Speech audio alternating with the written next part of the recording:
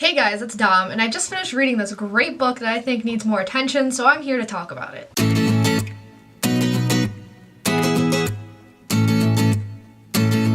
We all know those historical fiction novels that are either like super popular or get put in the back. No one ever looks at them. I found a book that's not so popular, but I think it should be, and that's called Someone Named Eva by Joan M. Wolfe. I just finished this book the other day, and I was amazed by it.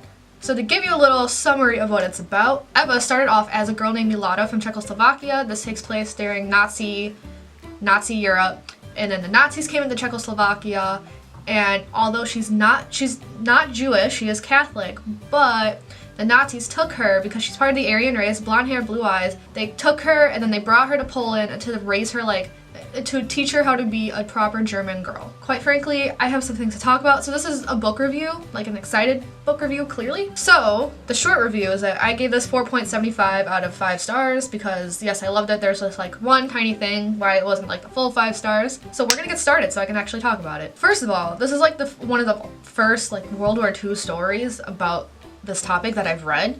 I read an unhealthy amount of World War II books. So seeing this is just amazing. Nobody ever talks about this. A lot of people forget that kids were stolen to be German, because although Hitler's wasn't blonde hair, blue eyes, he has that weird obsession with blonde hair and blue eyes, like the fuck. So I wish more stories explored it, so that was nice to see. So the one thing I liked about this is that the characterization of Milada / Eva. Now I'll refer to her as Milada just to give her some dignity. If you read the book, you understand.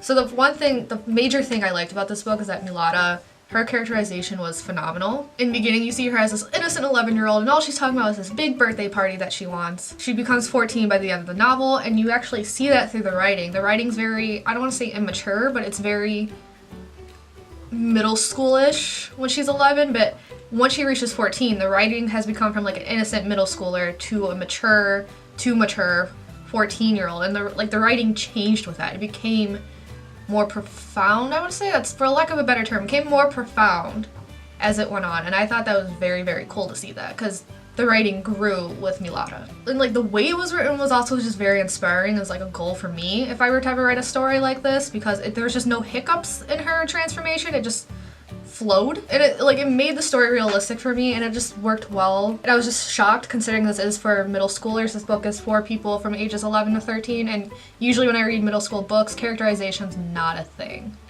Well, it is, but it's not like transforming wise, it's not done the way this was. I thought characterization of minor characters was also done really well. We have a character named Ruda who came from Czechoslovakia and went to Poland to this school, League for German Girls, with Milada.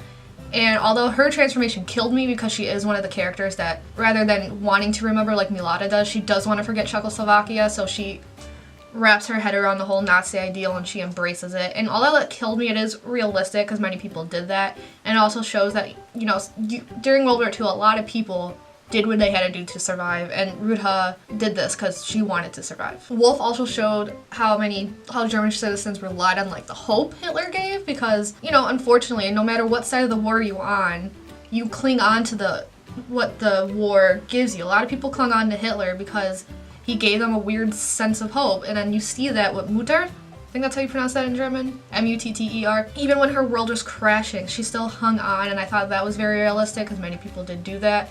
Although by the end of the war they realized like, hey, Hitler's kind of an asshole. He gave them some sense of hope. Like Hitler told her like, your home is gonna be fine, don't worry about it. But then when her home wasn't fine, the cool thing about this novel is that this is actually based on a real event. Like although all the characters are fictional, this town that Milada is from in Czechoslovakia, it actually existed. There's like a new version of the town now, but now the town, like the old town, was burned to ashes, and in this town people were taken. The women were sent to the gym while the husbands and all the teenage boys were sent to the farm and killed off.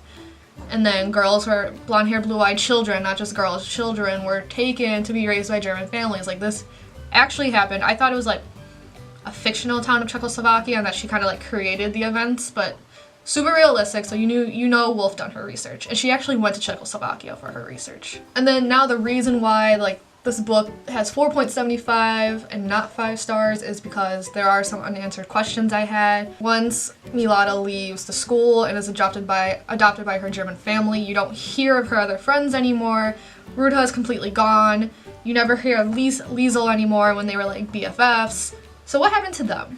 And then what happened to Peter? What happened to Hans? What happened to Anechka?